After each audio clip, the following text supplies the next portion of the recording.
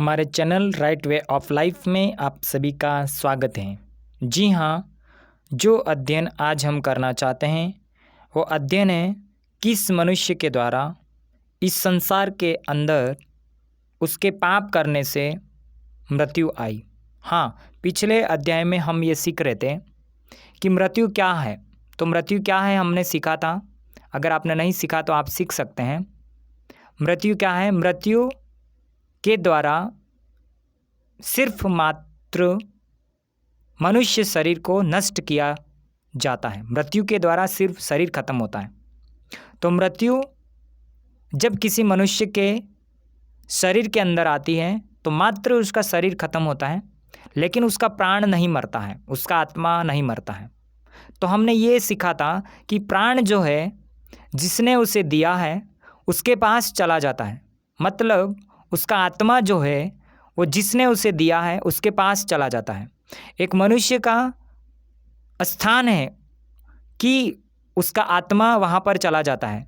एक मनुष्य की मृत्यु के बाद शरीर खत्म हो जाता है, आत्मा एक स्थान में चला जाता है। ये हमने पिछले अध्ययन में सीखा था। और मृत्यु सिर्फ मात्र शरीर को ख़त्म कर सकती है, प्राण को वो ख़त्म नहीं कर सकती है। तो हम क्या समझे? मनुष्य जो शरीर है वो ख़त्म हुआ, लेकिन वो मनुष्य मरता नहीं है। प्राण है वो मरता नहीं है, वो अमर है। तो सारे लोग भी यही कहते हैं, सारे विद्वान, सारे बुद्धिमान, सारे शास्त्र भी यही कहते हैं कि मनुष्य की आत्मा जो है वो परमात्मा में विलीन होती है। तो कहीं ना कहीं हम ये सीखते आ रहे हैं। पिछले अध्ययन में इसके बाद हमने ये सीखा कि उस मृत्यु का कारण क्या था, कि किस कारण, किस समस्या के कारण या फिर किस कारण मनुष्य के शरीर के अंदर ये मृत्यु आई। तो वहाँ पर हमने ये सीखा। यदि आपने नहीं सीखा तो आप सीख सकते हैं पिछले वीडियो में, संदेश में, पिछले अध्ययन में। वहाँ पर हमने ये चीज़ सीखी थी कि मृत्यु के आने का कारण क्या है? पाप है।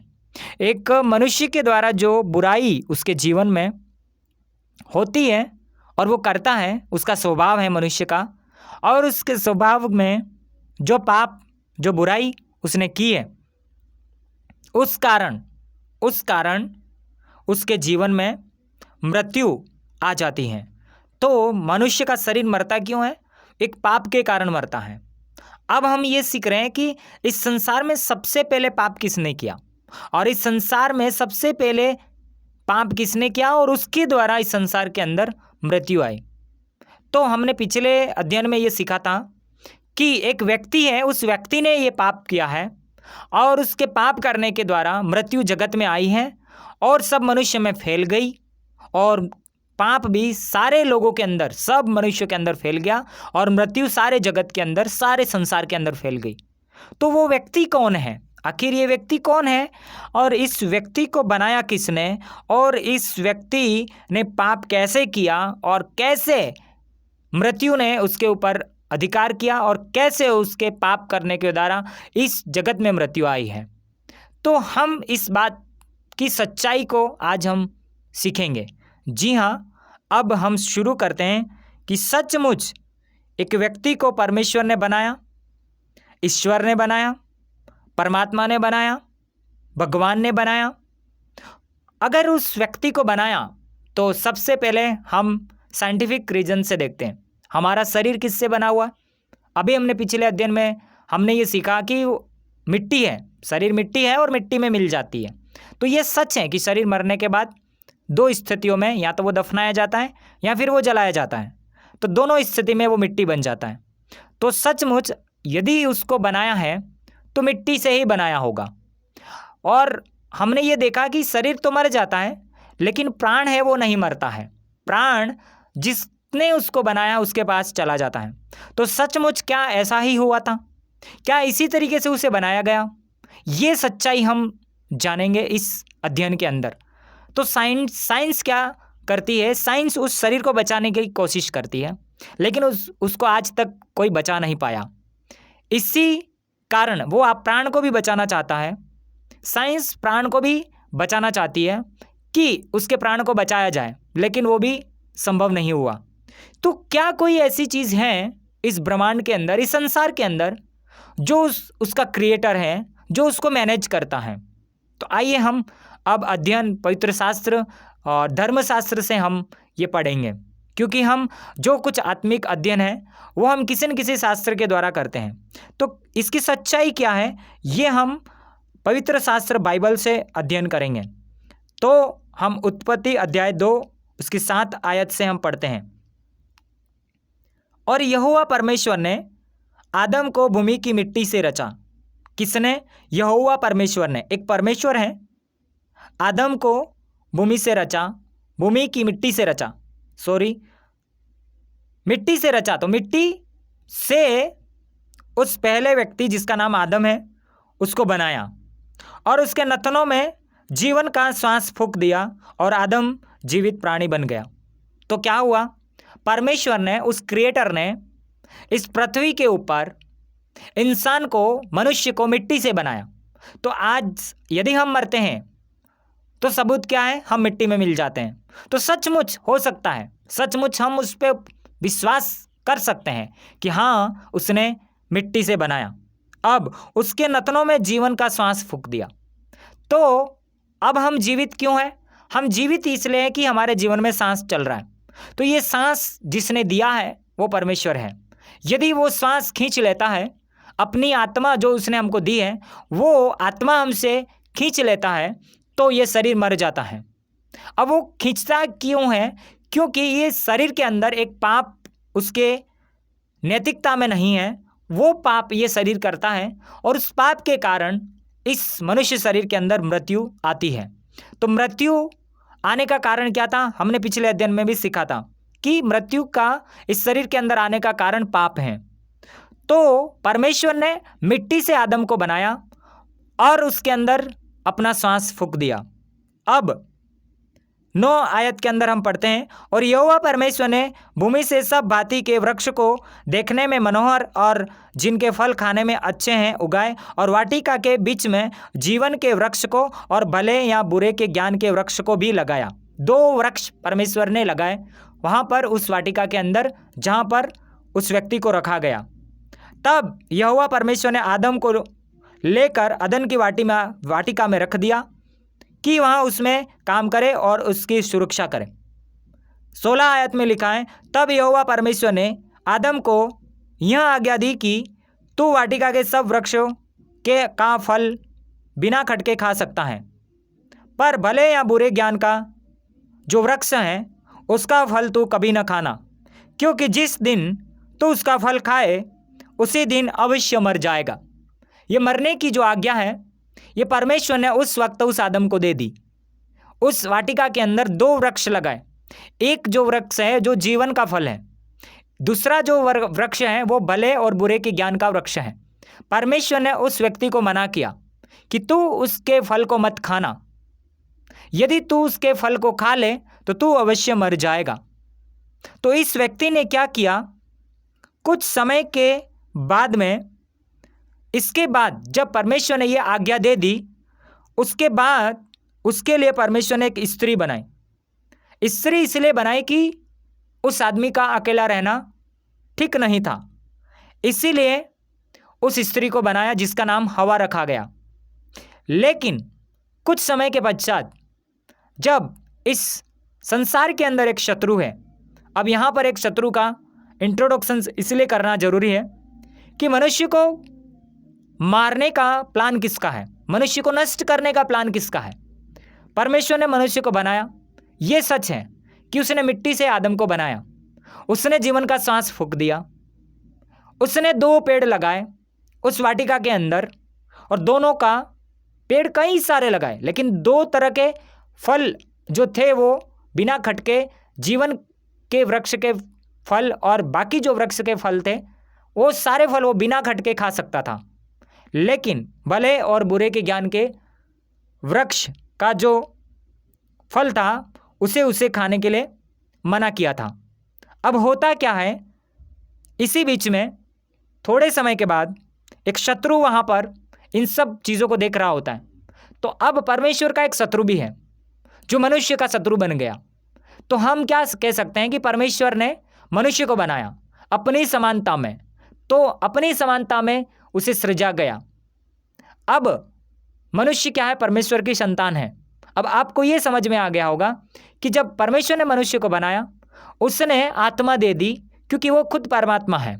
उसे क्या जरूरत पड़ी कि इस संसार के अंदर उसे मनुष्य को बनाया? तो परमेश्वर को जो आत्मा है, शरीर नहीं है, उसको शरीर चाहिए था और इस पृथ्वी के ऊपर उसको अपना राज्य स्थापित करना था। इस योजना के तहत उसने मनुष्य को बनाया। अब उसने आज्ञा दी कि वे सारी पृथ्वी के ऊपर भर जाए। अपनी पीढ़ी उस नर और नारी के द्वारा अपने बच्चों को उत्पन्न करके वो इस पृथ्वी को अपने वंश से भर दे। लेकिन हुआ क्या कि शैतान बीच में आ जाता है। अब उसने क्या किया, और ये मानव जाति उस व्यक्ति के द्वारा पाप हुआ और पाप करने के द्वारा मृत्यु इस जगत में आ गई। कैसे? हम पढ़ते हैं उत्पत्ति अध्याय 3 और उसकी 1 आयत से। यहोवा परमेश्वर ने जितने बनेले पशु बनाए थे उन सब में सर्प धूर्त था, और उसने स्त्री से कहा, क्या सच है कि परमेश्वर ने कहा कि तुम इस वाटिका के किसी वृक्ष का फल न खाना? स्त्री ने सर्प से कहा, इस वाटिका के वृक्षों के फल हम खा सकते हैं। अब यहाँ पर जो शत्रु है वो सर्प के अंदर आता है, उसका आत्मा है। सर्प के अंदर, वो जंतु के अंदर उसकी आत्मा घुसती है। जैसे परमेश्वर एक आत्मा है, वैसे एक शत्रु की भी एक आत्मा है जो शैतान है। और यहाँ पर उसका इंट्रोडक्शंस होता है और वो उस स्त्री को बोलता है कि क्या तू इस वाटिका के अंदर जो फल खाने के लिए परमेश्वर ने कहा है कि तुम सब के फल खा सकते हो, तुम किसी एक वृक्ष का फल न खाना, क्या उसने ऐसा कहा है?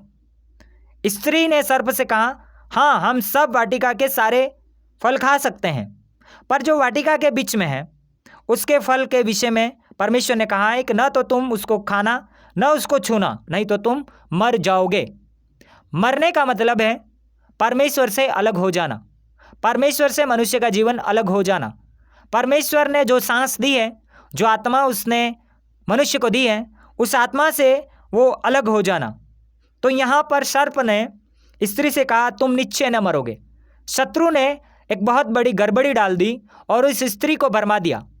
जो आज्ञा परमेश्वर ने आदम को दी थी, उस वक्त स्त्री वहाँ पर नहीं थी, तो बेशक आदम ने स्त्री को बताया होगा कि ये फल नहीं खाना है। तो उस स्त्री ने क्या अपने आदम पर भरोसा नहीं था? क्या उसने उसकी बात नहीं मानी? क्योंकि परमेश्वर ने आदम को आज्ञा दी थी, उस वक्त स्त्री वहाँ पर नहीं थी, क्योंकि स्त्री को उसके बाद बनाया परमेश्वर ने। आदम को जब परमेश्वर यह आज्ञा दे चुका था कि यहाँ पर भले और बुरे के ज्ञान का जो वृक्ष है उसका फल तुम ना खाना और तुम मर जाओगे, ये आज्ञा देने के बाद परमेश्वर ने देखा कि वो अकेला है और उसके लिए मैं सहायक बनाऊंगा। इसके बाद उसने उसकी पसली से उस स्त्री को बनाया जिसका नाम हवा रखा गया। तो अब ये स्त्री उस शैतान की बात मान लेती है, क्योंकि इस स्त्री को समझ में नहीं आता है कि शत्रु कौन है और परमेश्वर कौन है। यदि उसे ये समझ में आ जाता कि ये शत्रु है तो शायद वो ये पाप नहीं करती, लेकिन उसको नहीं मालूम था, इसलिए कि आदम को मालूम था कि एक परमेश्वर है, यहोवा परमेश्वर है। और आदम जो है वो यहोवा को जानता था, वो यहोवा को पहचानता था। कैसे? क्योंकि आदम यहोवा से मिला करता था और यहोवा परमेश्वर है, वो आदम से मिला करते थे। तो आदम और परमेश्वर एक दूसरे को अच्छे से जानते थे, लेकिन स्त्री इस बात को नहीं जानती थी। यदि सर्प आदम से कहता इस फल के बारे में तो शायद आदम नहीं खाता, क्योंकि आदम को यह मालूम था कि यहोवा परमेश्वर है, वो मुझे बनाने वाला सृष्टिकर्ता परमेश्वर है। तो यहां पर शैतान ने किसको भरमाया? आदम को नहीं भरमाया, यहां पर शैतान ने स्त्री को भरमाया। इसलिए स्त्रियों के द्वारा इस पाप इस मनुष्य के शरीर के अंदर आ गया। अब यहां पर क्या होता है? सो तब स्त्री ने देखा कि उस फल का वृक्ष का फल खाने में अच्छा है और देखने में मनभाऊ है और बुद्धि के लिए चाहने योग्य भी है। तब उसने उसमें से तोड़ कर खाया और अपने पति को भी दिया और उसने भी खाया। अब उस पत्नी ने, उस हवा ने ये फल जो मालूम था उसे कि इसे हम खा जाएंगे और हम मर जाएंगे। यदि उसने ये बात बोल करके आदम को खिलाया होता कि मुझसे सर्प ने बात करी और मैं इस पेड़ का फल का जो फल है वो उससे मैं तोड़ कर लाई और मैं ये तुझे देती हूँ, क्या मुझे ये खाना चाहिए या नहीं खाना चाहिए? या फिर ऐसा बोल सकती थी कि मैं इसका फल लाई हूँ तो अपन मिल करके खाते हैं। या फिर ये बोल सकती थी कि सर्प ने मुझे कहा है कि तुम इसे खाना और तुम नीचे ना मरोगे। तो शायद हो सकता आदम उसे मना कर देता, क्योंकि आदम जानता था कि सर्प में परमेश्वर नहीं है। आदम जानता था कि परमेश्वर कौन है, तो शायद ये पाप नहीं होता। लेकिन शत्रु ने बड़ी चालाकी से उस स्त्री को भरमा दिया और उसने ये फल खा लिया जो भले और बुरे के ज्ञान का फल था। अब होता क्या है, आदम ने कहा, जब यह स्त्री उस आदम को फल खिला चुकी होती है तो परमेश्वर का इंट्रोडक्शंस वापिस आदम से उस स्त्री से होता है। अब उस आदम को स्त्री को मालूम चलता है, उनकी आंखें खुल जाती हैं, उनको बुद्धि आ जाती है कि हम नंगे हैं। अब ये बात किसको मालूम चली? उस आदम को किसने बताई? जब उसके फल को उसने खा लिया, उस फल के खाने के बाद उन्हें ये मालूम चल गया कि हम नंगे हैं। तो यहोवा परमेश्वर ने उनको बोला कि तुम क्यों छिप रहे हो? वो अपने शरीर के ऊपर पत्तों का लंगोट बना रहे थे। तो लंगोट जब बना रहे थे तो उनको मालूम हुआ कि हम नंगे हैं। परमेश्वर ने पूछा, तुमने ये क्या कर दिया? क्या तुमने इस फल को खा लिया? तो उसने बोला कि हाँ, ये जो स्त्री है तूने मेरे संग रहने के लिए दिया था, इस स्त्री ने इस फल को मुझे दिया और इसने मुझे खिला दिया। तो 12 आयत में हमने देखा, यहाँ पर हम पढ़ते हैं, आदम ने कहा, जिस स्त्री को तूने मेरे संग रहने को दिया है उसी ने उस वृक्ष का फल मुझे दिया और मैंने खाया और अपने माथे के पसीने की रोटी खाया करेगा और अंत में मिट्टी में मिल जाएगा। परमेश्वर ने ये सब कुछ होने के बाद आदम को ये बोला कि तूने जो पाप किया है, इस पाप का दंड क्या है? इस पाप के लिए सर्प को परमेश्वर ने दंड दिया, स्त्री को परमेश्वर ने दंड दिया और उस पुरुष को भी परमेश्वर ने दंड दिया। और उस पुरुष को कहा कि अपने माथे के पसीने की रोटी खाया करेगा और अंत में मिट्टी में मिल जाएगा, क्योंकि तू उसी में से निकाला गया है, तू मिट्टी तो है और मिट्टी ही में फिर मिल जाएगा। तो अब हमको ये मालूम चल गया कि आदम को परमेश्वर ने मिट्टी से बनाया था और आदम मिट्टी में ही मिल जाएगा। ये शरीर जो है परमेश्वर ने मिट्टी से बनाया था और उस आदम के पाप करने के द्वारा ये पाप इस संसार में आया और जो आदम है उसके पाप करने के द्वारा ये मृत्यु जो है वो उसके शरीर के अंदर आ गई और अब ये पूरा संसार उस पाप में पड़ चुका और अब मृत्यु इस संसार में आ चुकी। तो अब जो उसके वंशज हैं वो सब के सब, वो पूरी मानव जाति, सारे मनुष्य उस पाप में गिर चुके हैं। आज कोई भी मनुष्य अमर नहीं है। परमेश्वर ने उनको उस अमरता के लिए, उस अनंत जीवन के लिए उनको बनाया था, लेकिन उस शत्रु ने उस आदम को, उसकी स्त्री को भरमा दिया और उन्होंने सर्वप्रथम, जो सबसे पहले इस पूरे संसार के अंदर सबसे पहले उन्होंने पाप किया और उसी पाप के द्वारा ये मृत्यु इस जगत में आ गई। और अब हम ये सीखेंगे आने वाले अध्ययन के अंदर कि क्या कोई मनुष्य इस पाप से बच सकता है? क्या कोई रास्ता परमेश्वर ने, उस ईश्वर ने और कोई रास्ता दिया है? क्या कोई आज्ञा उस आदम को दी थी? क्या कोई ऐसी बात परमेश्वर ने मनुष्यों को दी कि वे फिर से जो शरीर परमेश्वर ने दिया था उसको हासिल कर सकें? पाप से वो छूट करके, पाप से वो निकल करके, क्या वो जो शरीर नष्ट हो गया उस शरीर को फिर से हासिल किया जा सकता है, इसी बात के ऊपर हम अध्ययन करेंगे। इसलिए आप हमारे चैनल पर बने रहिए। हम आगे अब इन अध्ययनों के माध्यम से हम ये सीखेंगे कि सचमुच एक मनुष्य क्या अनंत जीवन में प्रवेश कर सकता है? क्या वो अपने शरीर को फिर से हासिल कर सकता है? क्या किसी मनुष्य ने ऐसा करके इस संसार के अंदर उसने दिखाया है? क्या उसने सच में ऐसा किया है? क्या किसी मनुष्य ने पाप से जय पाकर उसने शरीर को हासिल किया है? कि हम उसके ऊपर विश्वास करके हम ये विश्वास करें कि हम सचमुच अपने शरीर को फिर से हासिल कर सकते हैं। हम सचमुच अनंत जीवन जो परमेश्वर ने हमको दिया था, हमारी आत्मा जो हमारे शरीर के खत्म होने के बाद उस परमात्मा के पास चली जाती है, उसके बाद हम वापस से शरीर को पा सकते हैं या नहीं, इस बात की सच्चाई को हम अगले अध्ययन में हम सीखेंगे। जी हाँ, तब तक आप हमारे चैनल पर बने रहें। इस वीडियो को आप लाइक करें, शेयर करें, हमारे चैनल को आप सब्सक्राइब करें। जिन लोगों को ये मालूम नहीं है, जिन लोगों को इस सच्चाई का समझ नहीं है, उन तक इस बात को आप पहुंचाएं। क्योंकि बहुत से लोग सोचते हैं हम तो मर जाएंगे, मरने के बाद क्या होगा हमको नहीं मालूम। लेकिन फिर भी हमारे बुजुर्ग कहते हैं कि मरने के बाद हम जाएंगे उसके पास, ऊपर वाले के पास, और हम अपने कर्मों का लेखा जोखा उसे देंगे, वो हमें दंड देगा अपने कर्मों के अनुसार। तो ये सच है कि मरता शरीर है, प्राण आत्मा नहीं मरता है। जिसने उसे दिया है उसके पास वो चला जाएगा।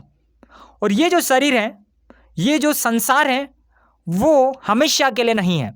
ये संसार जो है ये परमेश्वर बदल देगा। इन सब चीज़ों को हम अगले अध्ययन में सीखेंगे।